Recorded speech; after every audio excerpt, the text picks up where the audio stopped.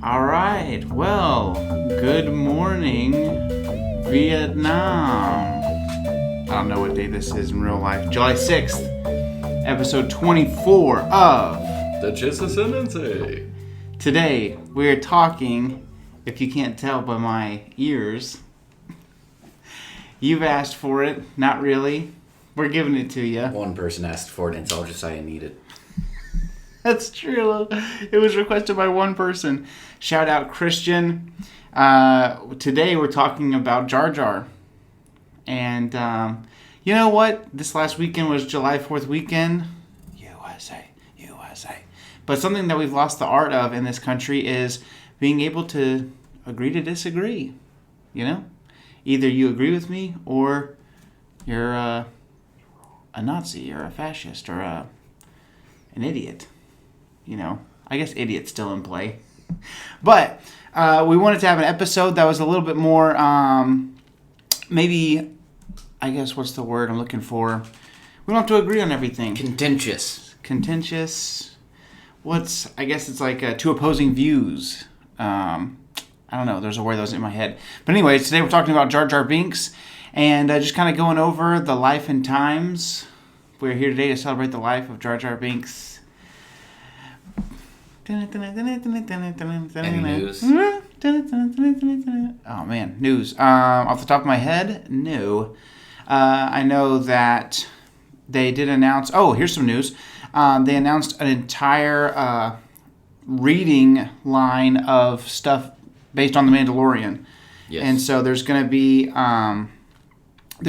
be a novel, and I don't know if it's a prequel or if it's a different story taking place during season 1 or if it's just a novelization of season 1. I don't know, but that would be cool. It'd be cool to get a little backstory on Din Djarin. Oh, yeah. I mean, like, more than we have. I mean, we have flashbacks, but there's a whole lifetime there. In my mind, you said Din Djar and I was like, did he just say Din Djar instead of Dengar? Yes, Din Djarin, the name of the Mandalorian. That would be cool. I would like to get a little bit of a backstory. Yeah. The reason I think it's not going to be a prequel is because season 1 was riddled with flashbacks. Yeah. And I feel like they don't want to unpack that. Then again, they probably... I mean, like, the original trilogy of Star Wars had a bunch of flashbacks verbally. We still got the whole prequel series. Yeah, but later, that's what I'm saying. The novelization will come up before season 2 is all the way out, which will have more flashbacks. But if you're Star Wars, if someone cares enough to pay money to read the book, they're still going to watch the show. You know what I mean? Yeah. I would love to get a Quill book called The Work of One's Hands. It's just the story of him working his butt off in Cloud City or wherever he was to become free and train his son Tommy to become a fighter. That's a Nick Nolte joke. There was 3. Dude, that's a great movie. If you haven't seen the movie Warrior with Nick Nolte and Tom Hardy in it, whoo! Be prepared to cry. Oh, it's so good. Let me see if I took a screenshot. I didn't cry, but I feel like somebody would. I don't think I cried, but I remember being very excited. It was more, not even like the end of it, but the Nick Nolte's breakdown is what got me the most sad. Woo! Okay. Let me see. I had a list on here of... I guess I don't have it.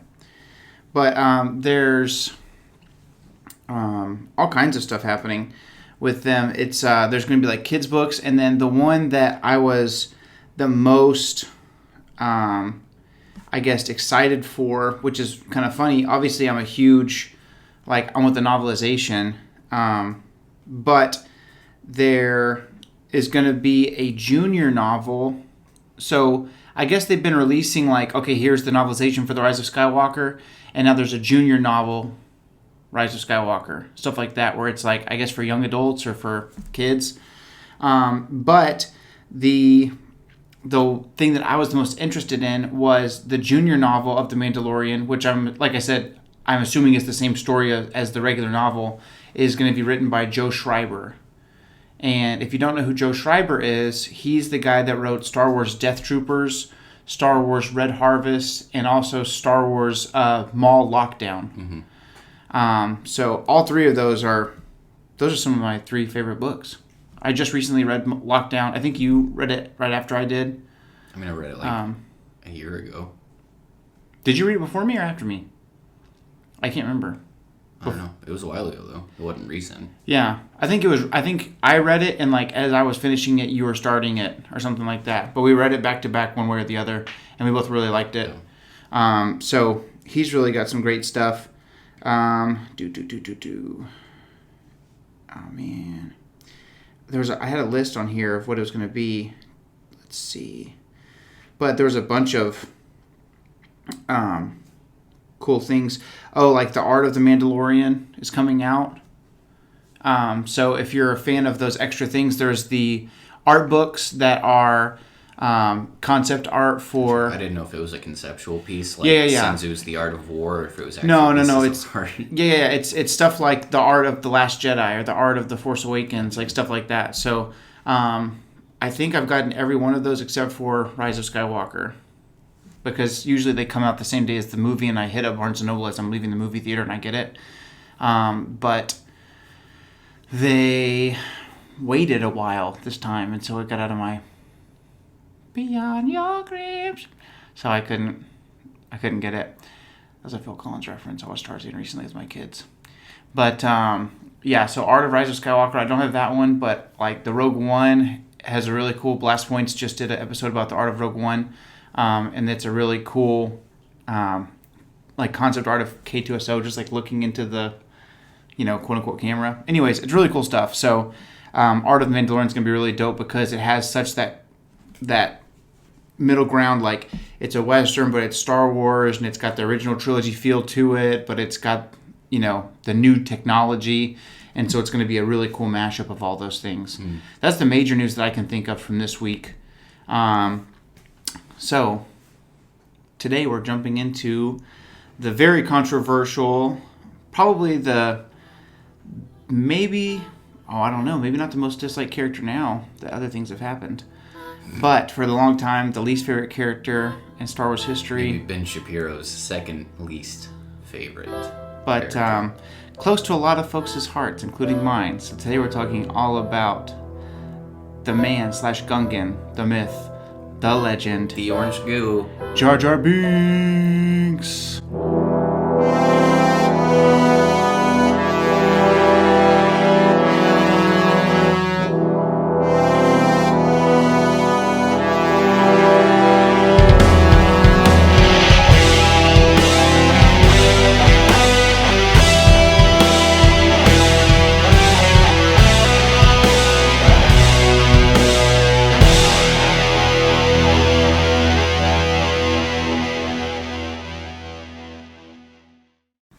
Okay, so very interesting concepts coming from the backstory of Jar Jar, who he is, what he is, why he is. He's a mystery, man. I don't know why he is, but I'll tell you what he is. Well, it's interesting. I don't know. I just think I'm such a huge fan of the weird things in Star Wars. And like the Clue Horn Cantina Caper, not a fan, but that character in A New Hope, I love. Kabe, where it's like, remember they're at the bar and there's this little bat and he's like, he's asking for a drink. I freaking love that thing, dude. So just weird stuff like that. Remember watching Empire Strikes Back for the first time and you've got all these characters and then you have this crazy lizard with disgusting toes, Bosk. I love Bosk. I've always loved Ugnaughts, even before they were like a thing with Rebels. And of course, The Mandalorian made, the first, I guess, English-speaking Ugnaught. Basic. Basic. I've always loved the most beautiful, to me, sides of Star Wars are the parts that don't feel like Earth. Because when I go in my mind, whether I'm reading a book or playing a video game or watching a movie or listening to a podcast or whatever, the best thing about Star Wars is that it's an escape from reality. And so the alien side of things has always fascinated me. It's kind of what made Star Wars stand out to me. And the ability to create a world where there's aliens, but it feels relatable. I don't know. Sometimes, and maybe it's because I grew up on Star Wars, but sometimes when I'm watching other things, like the Alien movies or Predator, like they're good, but I don't feel homey with them like I do when I'm watching Star Wars. I think Marvel's going to come out with a line of Predator comics. Oh, really? Yeah. That's pretty cool. Predator's cooler than Alien. Alien's just, it's a cult classic, like, if you saw it growing up. But, that must be how some people feel watching Star Wars, because I watched it and I was like, oof. The first one was really good, okay? And then you get to Alien 2, and I was like, this is okay. And then Aliens, the third one was bad. And then the fourth one is just god-awful. It's terrible. And maybe that's how people feel about Star Wars who haven't grown up with it. And so that sucks. But Jar Jar is one of those things that, I don't know, he just has a soft place in my heart. So part one of the discussion is going to be what were our initial thoughts back in the day, 1999, over 20 years ago. The Phantom Menace debuted in theaters, and it had very mixed reviews. And a lot of people say that's their least favorite Star Wars film of all time. And so what was your thought in 1999 when the movie first came out? How old were you? 4 years old. So I would have been 6 at the time. Mm-hmm. So what were your initial thoughts? You come out of the theater. What were your thoughts about the movie, and what were your thoughts about Jar Jar Binks? You're really asking me this? Yeah. 21 years after it happened. I remember thinking... You have a great memory. Yeah, I got nothing on this because I was 4. I feel like... It wasn't as impactful and as of an event for me at 4 years old. I remember being a little bit older than that and getting in trouble because we had the box set of episodes 4 through 6. Uh-huh. Mom would only let us watch Star Wars at special times when she basically needed us to just shut up for like 3 hours. And I gave her back the box set, but I kept episode 5. And I put the sleeve back in the box set, and then Mom caught me watching it like 2 days later, and I got in trouble for that. I remember that. But I don't remember my first time. Okay, but I'm not saying like your initial... Okay. When you think back to that time of your life, what are your feelings towards episode 1? I mean, I've always liked Phantom Menace. I'm not one of those people that just hates it indescribably. I guess, in general, I'm a Star Wars fan for Star Wars' sake. You know what I mean? Like, I don't... Star Wars is as Star Wars does. I'm not trying to, like, analyze it as a movie critic, where they're like, oh, the plot was weak and the character development sucked, and I couldn't get behind that cinematography. When I see one more lens flare, I'm gonna crap my shorts. You know, I couldn't care less about that kind of stuff. I'm all about the theoretical and the philosophical, and there's a lot of good little nuggets like that in the Phantom Menace. That was where George Lucas gave life to the idea of midi-chlorians, which has been very formative in my thoughts about the Force. Which is funny because people who were our age now or older hated the idea of midi-chlorians because the Force was supposed to be something that if you seek it, if you train yourself, if you discipline yourself, you open yourself up to the Force, you know, it surrounds us, binds us together. Like, it kind of... The original trilogy makes it feel more like the Force is available to anyone, and the reason Han Solo doesn't have the Force is not because he doesn't have a certain number of midi-chlorians, it's because he doesn't believe in it. You know what I mean? Like, I guess so, but at the same episode time... Episode 1 kind of undoes that a little bit. I guess at the same time, I've always thought of it, even before I really got a hold of the concept of midi-chlorians, I thought of it as kind of like almost classist. You know what I mean? Like, it's just available to certain folks and it's not to others. And I remember thinking about that because Luke says, like, I have it, my father had it, my sister has it. You know what I mean? He's listing off specific individuals that have access to the Force. And it's not necessarily just available to everyone, even though it involves everyone. That's true. I think in that conversation, he's finding a way to tell her that she's his sister. But he still says it that way, and it still makes sense to her in a way that she would be able to access the idea of, wow, I have this certain... Yeah. I know what you're connection. saying. I think, to me, when I see that scene from the Return of the Jedi where they're in the Ewok village and she's like, what's wrong? And he's troubled. I think it's a way of him saying, you know, the Force is strong in my family. So... Right. But even that, just one statement, is basically saying that the Force is more available to others than it is to some. Yeah. You know what I mean? Yeah. I mean, to me, it's kind of like, I guess growing up, I thought of it before I really understood midi-chlorian count and somebody just starts so far ahead of you, I really kind of thought of it as like athletic ability. Like you could grow, LeBron James's son, he's LeBron James's son, so he's going to have more athletic ability right off the shoot than most folks. But you could have somebody else who has an average family and just works their tail off, like a Russell Westbrook, whose both of his parents are like 5'7" or 5'8" or something like that. And but he's the hardest worker in the room, and he had this growth spurt. Now he's 6'3" or 4", but he also works his butt off to be, do you know what I'm saying?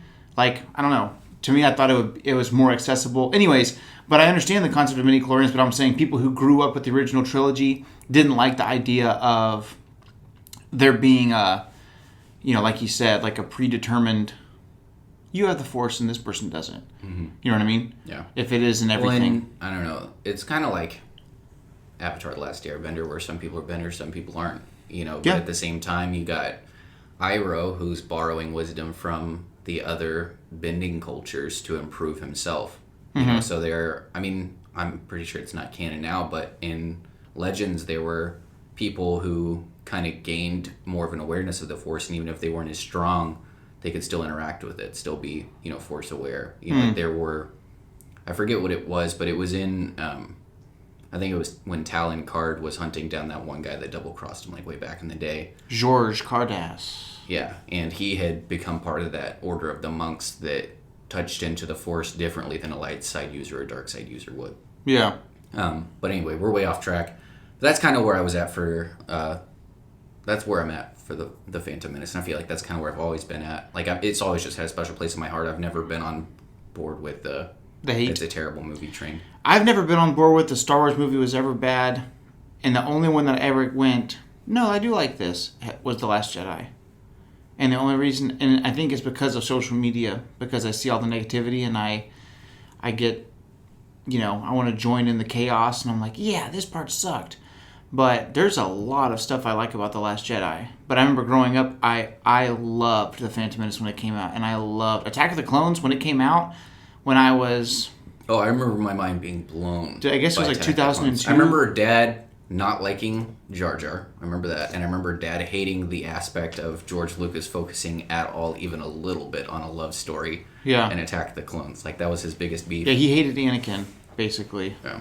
But he also hated Mace Windu, who hated Anakin. Yeah. You would think my enemy is my friend. Yeah. So, when you were little, the movie comes out when you're 4. The next movie comes out when you're 7. All the... Yeah, I remember being a lot more attached to Attack of the Clones. Yeah. I didn't put any stickers on the inside of my closet on the wall from The Phantom Menace, but I had that Anakin sticker on the wall of my closet until we moved, and I couldn't get it off because it had literally been stuck there for like a decade and a half.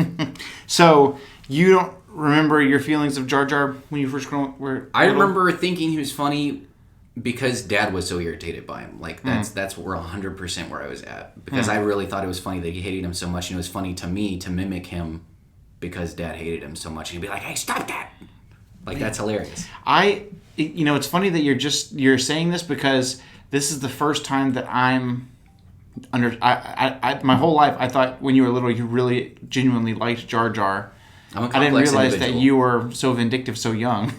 You should have known from the golf club incident that I was vindictive from a young age. Yeah, but that's different because there was a personal offense. We went and played golf one time when we were little, and I was getting ready to hit the ball, and my dad was telling both of us, hey, when someone's going to hit, you get way away from them. You don't want to get hit by the backswing or whatever. So anyways, I'm hitting the golf ball, and I'm looking, ahead of me. I'm right-handed, so I'm looking, towards my left. And I pull back, and I can't remember if it was in my backswing or if in my follow-through. I don't know. But I hit the crap out of Samuel on the head with a golf club. And then he's crying. I feel terrible. We're probably like 5 and 3. Like, even if we were that old. I don't know. We were little kids. And which is funny because that golf club was probably like this long back in the day. But in my mind, it's still a full-size golf club. But probably 8 hours later, I'm watching The Jungle Book in our living room at home, and I'm doing the little kid thing where I'm on my stomach like this with my feet in the air behind me, and I'm just sitting there, And I saw an opportunity. talking about the bare necessities of life, And Samuel comes in like freaking Jaws from behind me, and he had went and got I got the exact golf same club out of the garage, the same one that I hit him with on accident. And in my mind, obviously I didn't see you walking up behind me, but I imagine you just dragging it on the floor behind you. Like a psychopath? Like freaking Jason Voorhees or something. And he hit the freak out of the back of my head with his golf club on purpose. So Samuel is very eye for an eye, tooth for a tooth kind of old covenant Hebrew kind of guy. Think about my connection to the Force. It's a little more with Anakin, where I killed the women and the children. But I didn't think, I really thought growing up something I've really had to work to move away from. Growing up I thought that your love for Jar Jar was genuine. Yeah, empathy was not a strong suit as a child. Okay, well let me tell you where I was at. When I was 6 years old, The Phantom Menace came out, and it was the first Star Wars movie that I saw its first time in theaters. And I remember they re-released episodes 4, 5, and 6 leading up to The Phantom Menace, and I remember seeing those in theaters. And loving Star Wars from a very young age. I remember Dad would go out of town for business, doing sales or whatever, and then he would come back and he'd usually have like a little gift or whatever, because he'd be gone for like 2 or 3 weeks at a time sometimes. Mm-hmm. And I remember one of the first memories I have of giving us like a present when he came back was he gave me, you, and Sean Star Wars t-shirts. And you got a Luke Skywalker and his cool Hoth speeder gear, and Sean got Darth Vader, and I got some guy. And I was like, who the freak is this? And he's like, oh, that's Boba Fett. He's the greatest bounty hunter in the galaxy. And I was like, sick. And that's where my love for Boba Fett started, and it's never gone away. So that's kind of cool. But so I remember seeing those in theaters, but then I remember thinking, even though I was 6, I remember thinking, wow, it's really cool that this is the first time this Star Wars movie is in theaters and I'm getting to see it. Like, it's not a re-release. You know what I mean? And I thought Jar Jar was the bee's knees, dude. I thought he was awesome. I always remember being more... You always loved Obi-Wan. I was always more attracted to Obi-Wan and Qui-Gon as, like, character interests. Mm-hmm. I remember thinking Jar Jar was goofy because I didn't have an evolved enough sense of humor to be like, oh my god, this is so annoying. Yeah. But, yeah, knowing Dad hated it was the icing on the cake. I really thought he was genuinely funny. And I remember for years after this, because when the movie came out, we were still living at our old house. Mm-hmm. So we didn't have a pool. And I remember going up, visiting friends, and like, where the heck did, what was that guy's name? Brad? Bradley? Brad Bradley, yeah. Where do you live? He lived in that apartment complex. Off yeah, of but before they moved down here, when they were first working, it's like somewhere outside of Dallas, I feel like. Yeah, and we went up there and they had a pool. Yeah, probably somewhere like southwest of Dallas where there's some more hills. I remember them having that big hill that you fell down and got cactus in your butt cheeks. Well, I fell down the hill because it was right next to the pool, and I was screwing around by the pool and fell into the cacti. So whoever surrounds their pool with cactus, you hate your kids. They had kids that were our age, and they were like, let's put cactus here. Anyways, I remember jumping off the diving board and being like, like trying to like do Jar Jar's freaking flip. So I remember really liking Jar Jar, and I remember going to Blockbuster off of Kingwood Drive, and Blockbuster, guys. Yeah, I know. What is that? I'm an old man back in Blockbuster days.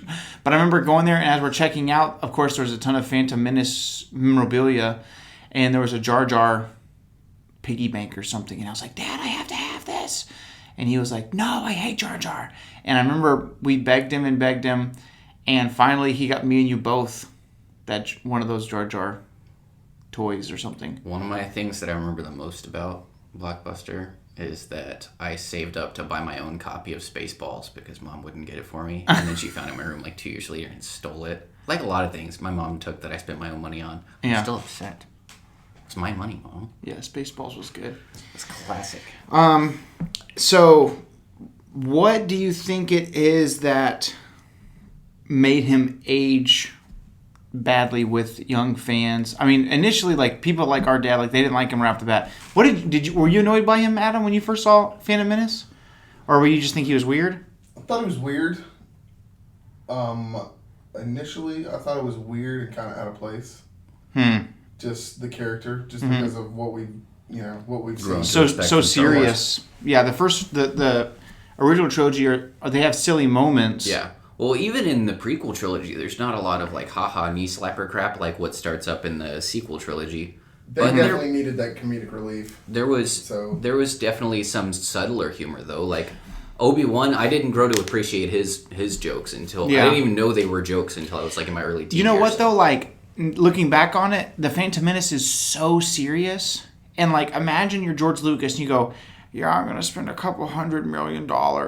There's a movie I want to make about a trade dispute. It's pretty happening. You know what I mean? Like, this George Lucas sounds just like George W. My George W. Bush. We can probably go to Whataburger afterward and get a spicy ketchup. Mama loves some spicy ketchup. So does Daddy.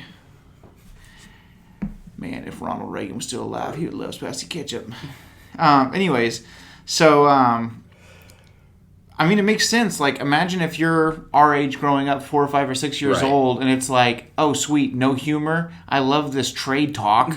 Yeah. Like... I see, and I really didn't fully appreciate the story of the Phantom Menace until I started to flesh it out with the books and the Clone Wars series, where the political side is really opened up. You know what I mean? Yeah. But it's still tied into the main story and how it's... What's so funny, though, is you think about... Plagueis is what really opened up the story of the Phantom Menace for me. Right, but the average person's not going to read that book.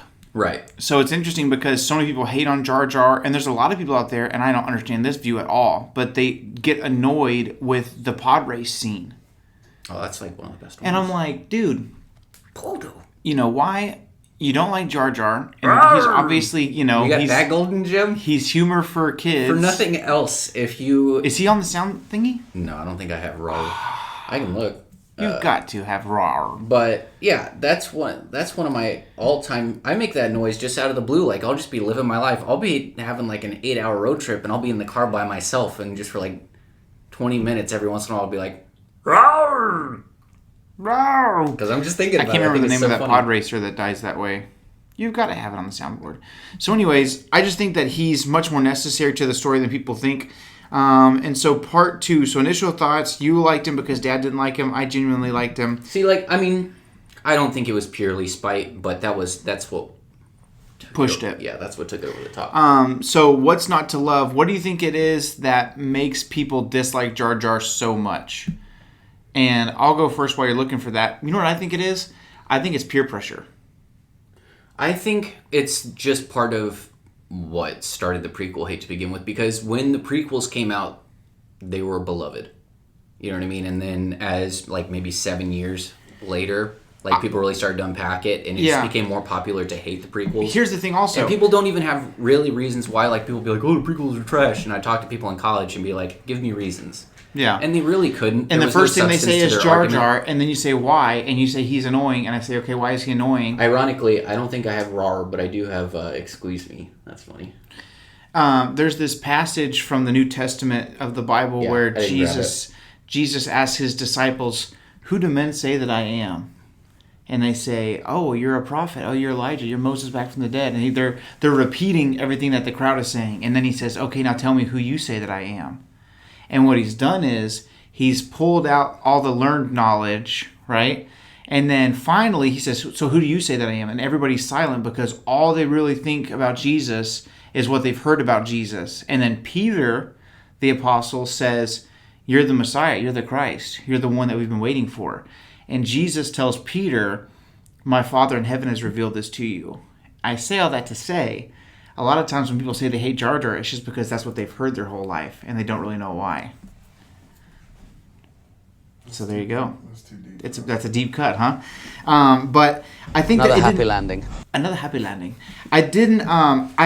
To me personally, I think that the only time that I can think of in my life, and this is so sad, and I'm ashamed of this, but I remember being in middle school, and it was not cool to be a Star Wars fan when I was in middle school, okay? All you young people out there that are like, 12, 13, 14, 15, 16, and you're like, yeah, I've always loved Star Wars, I'm a big fan, You did not have to live the life that I had to live when I was a Star Wars fan in middle school, because it was not the cool happening thing. And I think that it became kind of a point of, like, I guess bullying is the term, even though I hate to use that word. But I think that... I always thought of myself as too rambunctious to be bullied. I think that I was like I just gouge your eyes out. Nobody like gave me a wedgie or like gave me a Right. swirly over Star Wars, but they would be like, oh, that's so dumb or that's so whatever, and Jar Jar would be a point of ridicule. You like the movie Jar Jar's and that it sucks, blah blah blah, and that was the only time I can remember distancing myself from it and being like, no, like trying to stay cool. And I think that was 6th grade and part of 7th grade, and then halfway through 7th grade, I was like, why do I even give a crap what anybody else thinks? And that's when I came back into my Star Wars zone and really loved Star Wars again. And then in high school, I was distracted by women. They robbed me of my time with Star Wars during high school. And then I ended up meeting my wife in college. It was a complete waste of time in high school. I could have been doing Star Wars things in high school instead of running around with a bunch of idiots. But so I think people just, maybe it's his voice. Do you think that if Jar Jar's same character had a different voice, do you think he'd be perceived differently? Or same I feel voice, like it's more of his actions. I less think it's goofy. just a combination. I think the idea of a just like consistently clumsy character is obnoxious to me. Yeah. Because it's maybe it's the movement more than the voice. It's not even the way he does it, it's just what he does. Because Chewbacca's voice is pretty, you can't understand anything he says. It's literally, like that's not normal. But I think that Chewbacca is so cool. Yeah, with what he does. Because he's not constantly knocking crap over. Yeah. So you think he's just... So it's basically a perceived... Okay, this would be annoying. This would be annoying to be around. Imagine you're hanging out with somebody who's like Jar Jar, regular voice, but they do everything that Jar Jar does. You would hate that person. You would want that person out of your life. But, dude, I remember being a kid and it's watching even hard that for me to scene. appreciate that kind of character. Like, even just like, oh, here he goes. Look at these. No, he tripped over that. He got his tongue numb. You know what I think it is? I think that... I know myself, I can't speak for you, but I find myself like a show where they are doing a prank or something. It's hard for me to really, really like that kind of show because I get stressed out for that character. Does that make sense? Like I put myself in their shoes. Like the movie Money Pit, I was sweating bullets that entire movie. Yes. Like my dad's generation finds that kind of humor like, oh, he's got a concussion. Like they find that really funny. I'm like, God, those hospital bills. Yeah, he's going to have to pay that insurance. Exactly. Now his insurance rate's going up. He's got to file that claim. He's going to be doing that for at least 6 months. Like, I'm thinking about all that crap. Right, the real life application. Yeah. So it's hard That's stressful for me. It's hard to appreciate that humor. So I think that's what it is. Although to this day, I think it's dope that he can reach across the table and get those apples. Bro, can you imagine sitting at the table with that, though? Yeah, I hate it when my dog does stuff like that. Yeah. I don't even like it when Kylo looks at my food. Because he's stolen food off my plate. Now imagine if he was sentient and was going with his tongue. Yeah. But I think that's part of the reason. I think that his clumsiness, and what's weird is I guess there's not really a section for this, but I think one of the reasons that he was that way, and as you're filming, especially George Lucas being an independent filmer, being someone who is.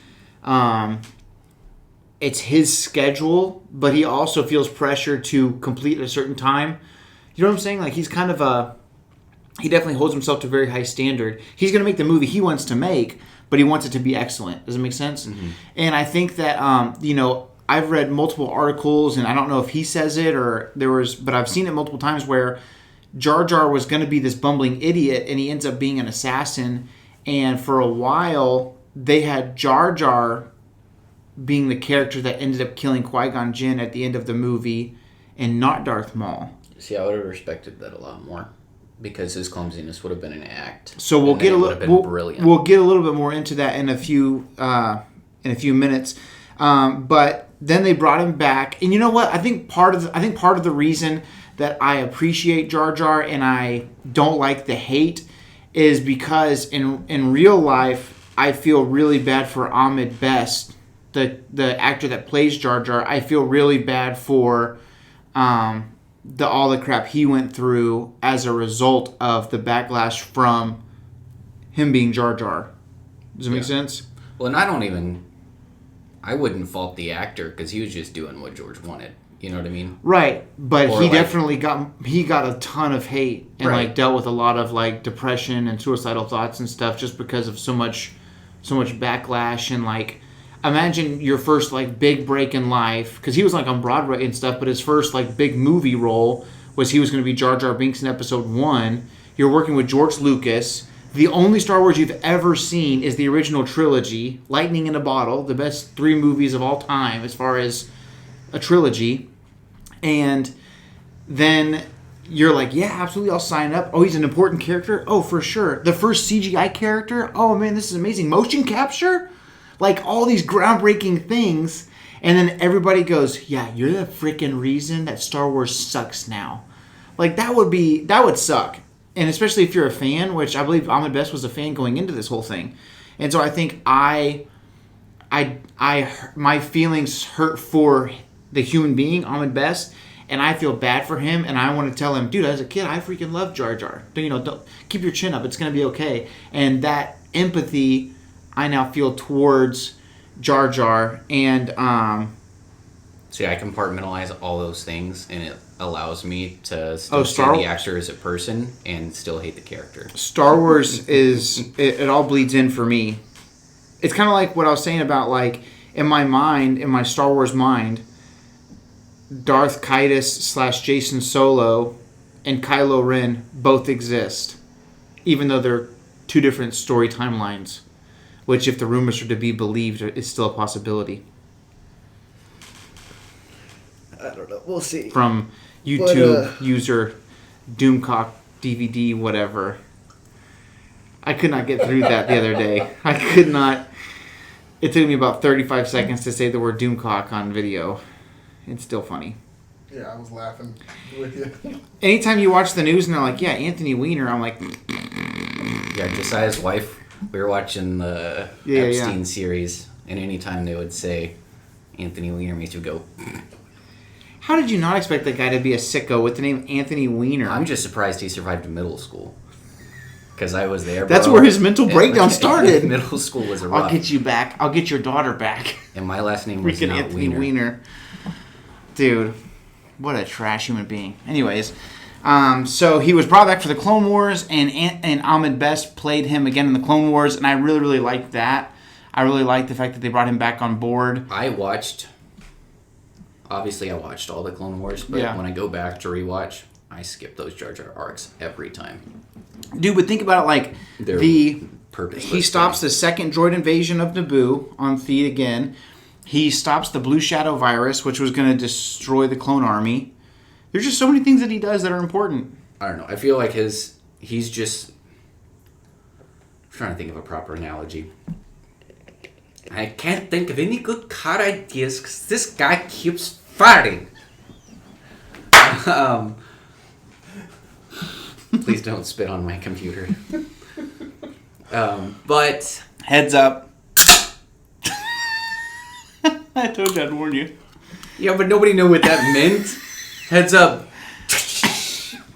What if I did that? Heads up, and I was like...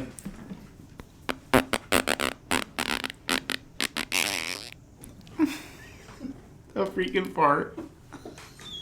I like how you explained it like nobody knew what it was. Well, I meant to explain that it would be a real fart in that instance, not me making a fart sound. But I do love that Star Wars never really gave up on... I came up with a good analogy. Okay, go ahead, sorry. The Office, where Michael Scott thinks he's going to stop them from closing the Scranton branch, and he's parked outside David Wallace's house the whole day. They're practicing scenarios where they're going to, surprise David Wallace, and they're going to talk him down. And something happens, and the branch gets stopped from closing because somebody in Stamford, does a double cross or whatever. Right. And then Michael and Dwight think they're the ones that did it. They're like, oh, we did it. Mm-hmm. We saved the branch. That's Jar Jar. That right there is Jar Jar. But it's funny. What's funny? He doesn't actually do anything. Besides ruin everything that he touches. I mean, he does do a lot of stuff. Yeah, but it's not on purpose, and that's what pisses me off. That he just, bumbles through life. Well, here's the thing. Here's what's funny, though. Is Jar Jar is so disliked for his clumsiness and his, annoyingness, and yet Michael Scott is everyone's favorite Office character, and he is the same person. He's the same character. He accidentally fixes things. He's like, when they're like, hey, let's have a diversity day at the office, and he's like, okay, let me do my Chris Rock impression and use like a racial slur. Like, that is Jar Jar, but for the office. That's what's so funny to me. But here's the thing, is that he does that verbally. He doesn't trip into a droid and destroy it on accident. But he's pretty physically awkward. Yeah, but for me, most of it is the mental awkwardness. I can get over that. It just, to me, it goes back to everybody. It's peer pressure. Everybody doesn't like Jar Jar, so nobody likes Jar Jar. Everybody loves Michael, so everybody loves Michael. I'm talking about the vast majority. I know you're capable of making your own decisions. But to me, that's what it is a lot of times. I think the Jar Jar hate is valid. I don't know. If it's not peer pressure. I don't know. I've given you several good reasons why, I feel like. I mean, you're going to hold to your own idea because that's what you do anyway, but that's literally what everyone does. No. I don't think that we've ever argued and we've both presented valid points and either of us go, I've changed my mind. That's not how either of us work. Yeah, but you said everyone, and that's not true. Obviously, when I say everyone, I don't mean all 7 billion people on the face of the earth. I mean the average fan. Yeah. The majority. But what I'm saying is that I don't think it's just peer pressure. I think the hate for the prequels in general caught a lot of traction, but I think people have reasons that they don't like Jar Jar, and I think he's just a grating character. He is the physical embodiment of nails on a chalkboard for me. Maybe it's because The Office is supposed to be cringy and comedic, and I think it's about the intent. I think it feels weird that style of humor is in Star Wars, which at the end of the day is more serious than comedic. Right. And see, Ricky Gervais was talking about The Office. Jar Jar is Michael Scott, though. To Jerry Seinfeld, and he was saying that the reason The Office is funny is because he's doing everything he's doing to show off because the camera is there. Otherwise, it would just be some idiot doing stuff. But the fact that there's that element of the third party being there and that because person knowing it, it's a documentary, right? He's like, that's what gives it that little twist. Maybe. But I do think that they're the same character, essentially. Accidentally doing things lovable, even though they're super annoying. Like, Michael's not a good boss. You know what I mean? He loves his people, but he's a terrible manager. I don't know. He's number one in sales. Because he has good salespeople. It's the same thing. He's also a good salesperson, though. Well, I don't think Jar Jar was Jar Jar sold the clone army to the entire Senate. Do you really think it was Jar Jar? Right, you're memeing right now. Let's be real. He casted the vote. The vote passed. Okay, but he didn't sell it. He was just a puppet, like everything that he does. If you go into the logs, it's going to say, Senator Jar Jar Binks, representative of Naboo. All in favor? Which also, let's talk about the incompetence of everyone else involved there. Because Padme knows who Jar Jar is. Who else was running? She's watched him. Which he's not a senator, but he steps in for her. Right, but who gave him that power? Padme, your favorite character. Saying. She's not my favorite. Natalie Portman is a dime. I will live by that till I die. Jar Jar's a dime. Hey. No, don't touch this. Don't compare Jar Jar to Natalie. In real life, I would definitely sooner hang out with Jar Jar than Natalie Portman. In real life. Crazy. Bro. For sure. You are... Okay, nobody's going to agree with you there. But... just listen to her talk about literally anything in real life. I don't listen, I just watch. That's the point. I'm so embarrassed I have to cover myself up with my ears. But let's talk about who put Jar Jar in that position. That's her fault. Padme did. That is Padme's fault. She effectively ruined... She's like opposite Jar Jar. Like, she's competent and she's doing right things and just ruins the galaxy. Like, she created Vader by dying of sadness. Yeah, you want to talk about Jar Jar ruining things? Padme's pretty responsible, I would say. Yeah, you're not having to convince me to the point that I just made. Yeah, I know. I'm just saying it's ironic.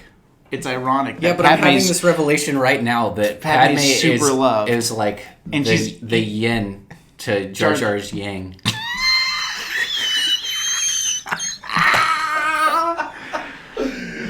Well, I guess when I'm loading this one up to SoundCloud, I'll have to mark it as sexually explicit.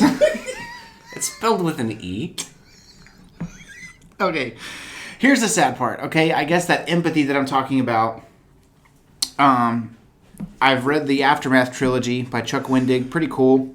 Chuck Wendig did comics for a real long time, and so I really like his writing style because it's very. I don't feel bad about Jar Jar's ends at all. I feel like he deserved it. Okay, well, let me tell what's going on first. I'm just getting my feelings out there. I didn't tell anybody what happened. So, but he deserved it. Here's how I really like his writing style because he's a comic writer. So I've never written a manuscript for a comic, but I imagine you have to be very explanatory in your writing, or you have to have a very close relationship with the artist. But his writing style makes it very. Excuse me. We've talked about this before, where as I'm reading, I'm visualizing things, and you say you don't do that. Yeah, it's different for me when I'm reading a book. Like, I don't even know how to describe it. I don't have a clear mental image of the things that I'm reading. So Darth Vader's in a fight, you don't see him fighting in your mind? So Vader is like one of the few exceptions. Because there's a visual because representation. Because he's so iconic and it's consistent throughout. Okay, let's say like Harry Potter. The way that I see Harry in the books, because the way he's written in the books and the way he's played out in the films are two very different people to me. Mm-hmm. So, like, my mental image, I don't see Daniel Radcliffe if I'm reading those books. I see Daniel Radcliffe because my work's done and I can just move on to reading the rest of the book. Yeah, I just see like a different. I just have like it's like hazy. It's not clear, but it's like a different idealization of that character. Right. So the reason that Chuck Wendig's writing is easy to read a lot of times for me is that he's very descriptive. And so I was reading the Aftermath trilogy as they were coming out, really ultimately reading, bought, listened to all three of these books, just looking for Snoke. Joke's on me. Mm-hmm. And there's even a character named... Snake. No. Snoop. There's a character named Gallius Rax. And I was like, oh my god, this is him. But it's not the case. Okay, so there's... we talked about this with the Cobb Vanth episode a few months ago, whatever, how long it was. And there's those interludes that have different stories, what's going on in the galaxy. Again, very cool. And I think part of that's because of Chuck's writing style.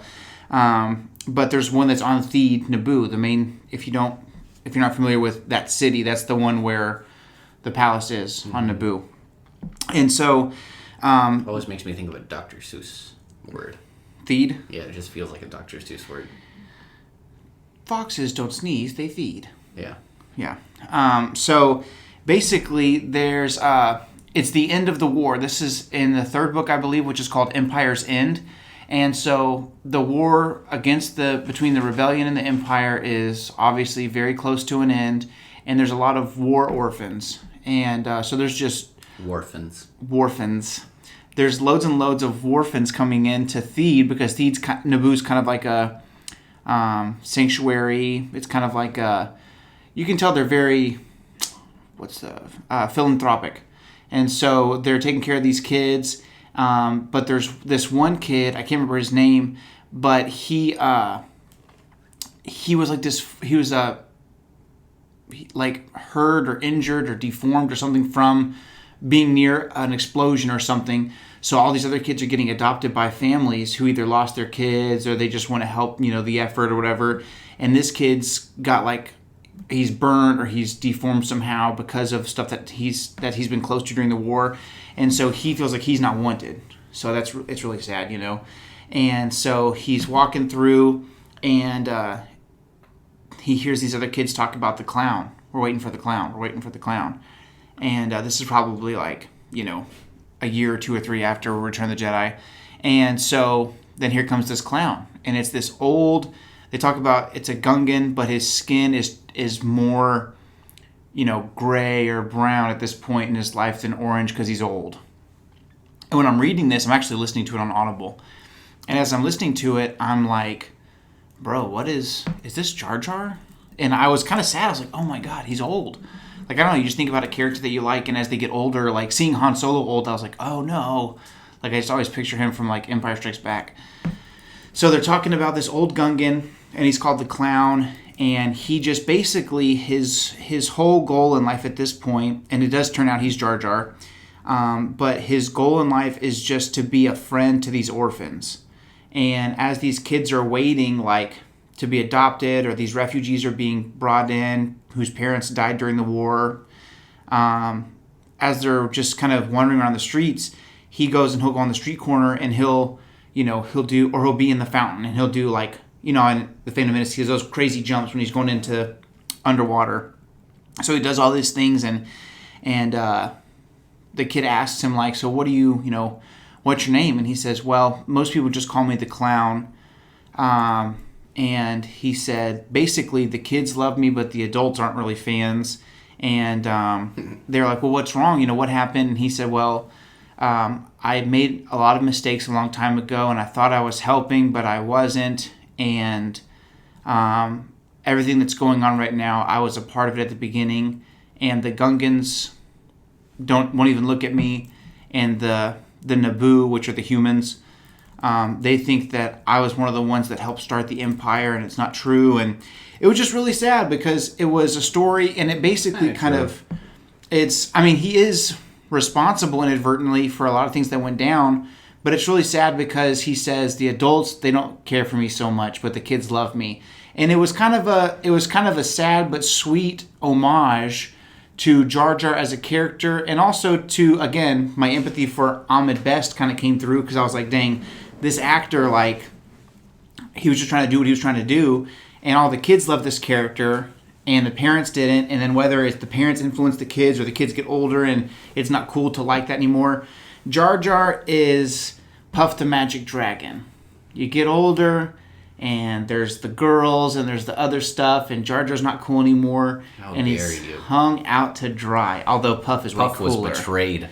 He was. But Jar Jar got his just desserts. It's just sad, and so, to me, it was a nice homage, and as of now, that's the latest canon mention of Jar Jar, and so it's just a sad send-off. And so, and we looked up last week, like, the lifespan of a Gungan is like 60 or 70 years. Yes, that was the very end of his life. He would have been very old at this point. By the way, I looked it up. There won't be any rendering to help you visualize Old Man Jar Jar. I couldn't find any concept or fan art. No. I mean, I imagine it's kind of like, Captain Tarpals is kind of older and grayer, greener looking. Yeah. I imagine as you get older, they kind of... little catfish whiskers are coming out. Yeah, Jar Jar must have been pretty young in The Phantom Menace. He was 20? Yeah. We looked it up. So, it's just a sad... To me, it's just... Imagine how clumsy you have to be banished by the time you're like 20 years old. Well, the story goes that he was working at like a petting zoo or something, and he accidentally let the animals out, and they like crashed a party that the king was throwing or something like that. Classic Jar Jar. But this leads us to the supreme finale, which is the legend. It's the worst fan theory that caught traction of our generation. It's probably the best fan theory that caught traction because it's so outlandish. I don't care. Think of other fan theories. It's just like terrible. Like, okay, when you're a writer... I think the reason I hate it is because it terrifies me that, like, somebody might have, like an actual writer would have caught hold of that, and then it would have become canon. I would have hated it. That's what... I think that would have been wild. I think I was scared of it. Well, we're safe now. Unless Doomcock is correct, and we're going back and redoing the trilogy. Darth Jar Jar is Supreme Leader Snoke. Okay, so here's the theory, okay? So this started probably like 5 or 6 years ago now, because this was before The Force Awakens came out. And there was a Reddit user by the name of Lumpawaru, which is short for, or goes by Lumpy for short, that's Chewbacca's son from Legends. And so, I think he's canon now. But anyways, Lumpawaru has this theme, and he has basically an argument for why Jar Jar is a Sith Lord, and he's actually been in charge of what's been going on in the galaxy this whole time, and he's actually the one running things, because when we were told about Snoke at first, it kind of looked like, so Snoke has been pulling Palpatine's strings this whole time. Now, in retrospect, we understand that Palpatine was pulling Snoke's strings. But when The Force Awakens, remember when The Force Awakens was coming out, and it was like, holy crap, Snoke is... Nobody knew what was going on. Yeah, and when you saw trailers or when you heard like snippets or, they would release like, he's a mysterious so-and-so. Like, there was all these rumors going around. We finally had a villain that was like the true counterpart of Yoda. Right. Or even like species-wise. You are saying things that I'm going to talk about in a second and you don't even know it yet. Go ahead. But like he was just, I don't know. Like Ben Shapiro said that Ewan McGregor and Liam Neeson were criminally underused in The Phantom Menace. That's kind of how I feel about Snoke as a character.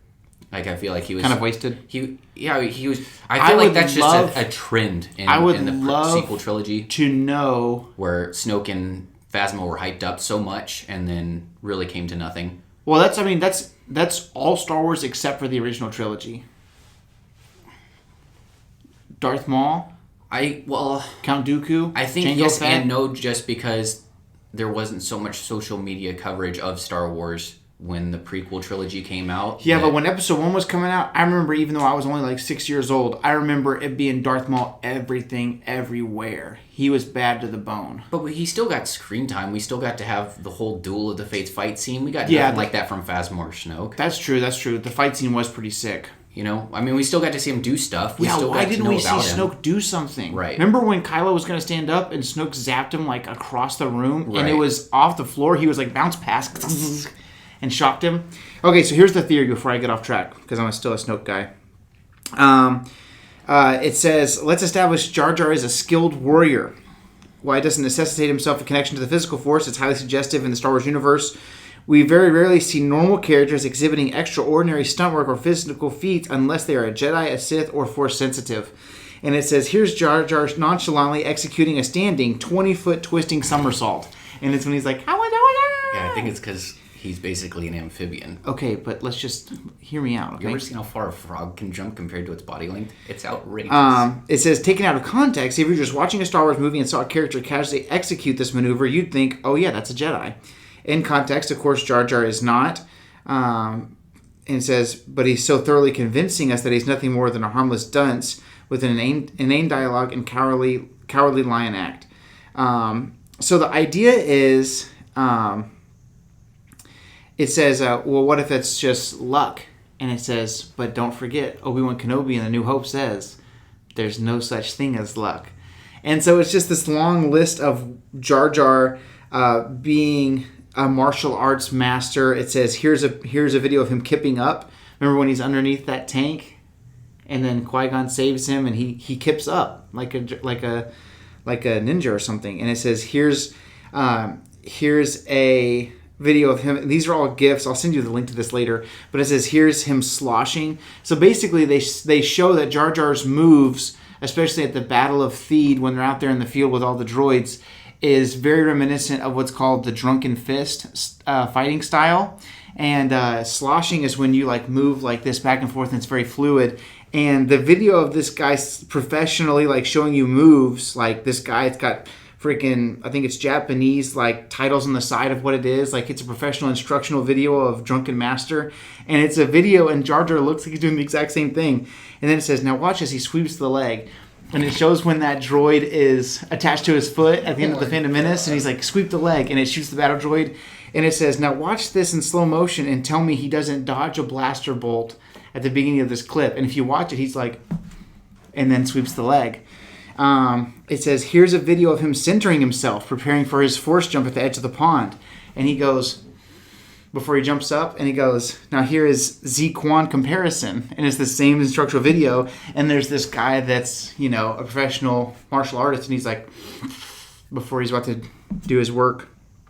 It says, here's an ambush when they're hiding from the droids at the top of that catwalk. And he goes, of course, the Jedi are using the Force to conceal their presence and to be quiet and stop their, tread lightly. But, of course, nobody saw Jar Jar either. Why is that?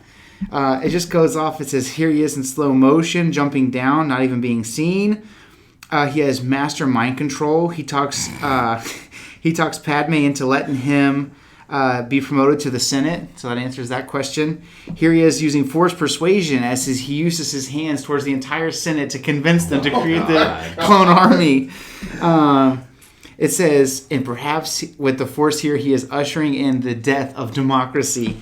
This argument reminds me of me in debate in high school when you'd have to be like the devil's advocate? Whoever was like prepping the cases would drop the ball and they would miss an argument and we wouldn't have any files to like combat the argument ahead of time. Mm-hmm. And so I would just base my entire argument on hypotheticals. And it would really piss off the other team because it would be baseless. And I would literally have the judges laughing. Like, I lost every time, but I was having a good time with it. Yeah. That's what this reminds me of. It says, if you want to lend even the slightest credence to these above points and acknowledge the possibility that Jar Jar may not be an idiot... Oh, he's just going for, like, you're almost forced to conclude that Jar Jar Binks and Sheev Palpatine are co-conspirators. If Jar Jar is putting forth an elaborate act to deceive people, it means he's not a fool. They are both from Naboo. And if he's not a fool... Hello? And if he's not a fool, it means his actions in Episode 2 that facilitate Palpatine's plans are not those of an unwitting tool, they are those of a partner. Remember, Palpatine and Jar Jar were from the same planet, that's like what you said, which is the scale of Star Wars universes like growing up next-door neighbors. It's entirely possible that they knew each other before the Phantom Menace. Perhaps they trained together, or they trained one another. And Naboo is a really strange planet. Actually, remember the odd ancient statues with the third eye? Naboo is kind of a place of an outcast Gungan might find a Sith holocron or two. No, it is not. It says, so basically it goes on to say, now here was a very interesting thought, okay? Now this is just a thought, but when Jar Jar was first introduced in 99, of course, kind of like similar to the Aftermath thing, kids were fans, adults were not fans, right? And so George, I know, is going to tell his own story, but I do think that he also listens to the fans to an extent and kind of pulls things back or pushes things forward or whatever. You know, listening to fans talk about Darth Maul was underused, and then boom, George, who was in charge of the Clone Wars alongside Dave Filoni, is the one that brings him back. He brings Dave Filoni in and goes, hey, we're going to bring Darth Maul back. And Dave Filoni's like, okay, so what part of him are we bringing back? He was cut in half, you know, and George is like, here's how it's going to work. So he listens to fans. So here's another theory, or it kind of runs in the line of Jar Jar. What if he is the yin to Yoda's yang, where when we meet Yoda, he's silly? Think about that. When we first meet Yoda in The Empire Strikes Back, let me finish. When you first meet Yoda, he's like, oh, mine, give me that back. And he's like hitting R2 with that stick, and he's like, oh, you seek Yoda. Oh, you know, being all crazy. And then he says... you know, he's in the hut and he's like, I will take you to him. Yes. Get to the point. And then, you know, finally he kind of wisens up and goes, too old. He's too old to begin the training. And like his demeanor just shifts. And this weird, also amphibian looking, frog looking character is the wisest Jedi of all time. It's Master Yoda. And so the thought was, in the concept art and the concept storyboards, before the filming all gets done, Jar Jar was going to be an assassin that kills Qui-Gon and works hand in hand with, the bad guys. Whether that's with the Emperor or with, Gunray, we don't know. But the concept is, what if Jar Jar Phantom Menace is a fool, but really he's the guy that's infiltrating the Republic, and because of fan backlash in Episode 2, instead of being the bad guy, Jar Jar is replaced by none other than Christopher Lee, Count Dooku.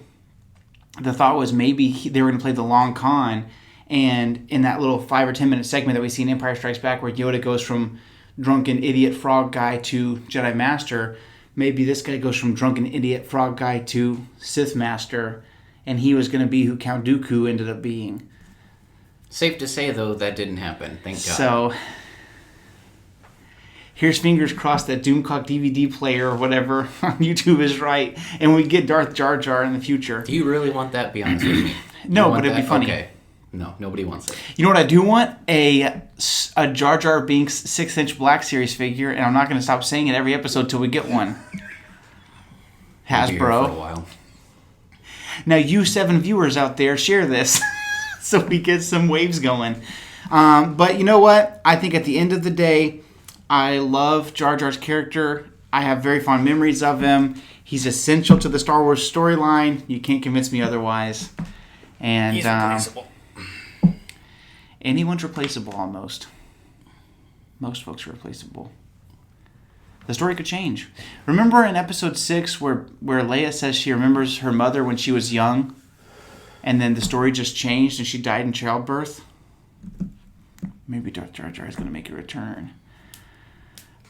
Oh, maybe Leia went to therapy where she tried to find her repressed memories and they were all dreams or imaginations and she thinks they're real. And then maybe we wake up and this whole episode 7, 8, 9 has been a dream and they weren't real. It turns out Jar Jar's been manipulating the thing the whole time. If Snoke would have been Jar Jar, I think everybody would have had a huge backlash, but it would have been interesting. Last thing before we go, Rose or Jar Jar? Don't do this to me. If you had to keep one in the Star Wars canon, who would it be? Rose or Jar Jar? Jar Jar. Jar Jar. We'll see you guys next week on the Chiss Ascendancy. Don't forget to like and subscribe to this video. Find us on Instagram at the Chiss Ascendancy. And please share this. Like this video, subscribe, comment. Hey, and turn on that notification bell so you know when we come out with new content. I refuse to let him have the last word without a fitting tribute to the real Dark Lord, Sheev Palpatine. And his master. Just kidding. We'll see you guys next week. Don't forget. The real Dark Lord said, "The only family you have here is me." And then he lit up the world. Yeah, that was pretty sick. Yeah. Jar Jar could never. That's it. Bye, everybody.